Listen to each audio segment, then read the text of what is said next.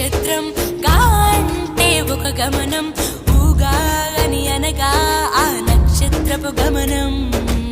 ఊగాది అనగా నక్షత్ర గమనాన్ని లెక్క కట్టడం ప్రారంభించిన రోజు అని అర్థం. తెలుగు జాతికిది శ్రీకారం, ఇదే కొత్త మన సంవత్సరం, ఉగాది సృష్టికి ఆరంభం.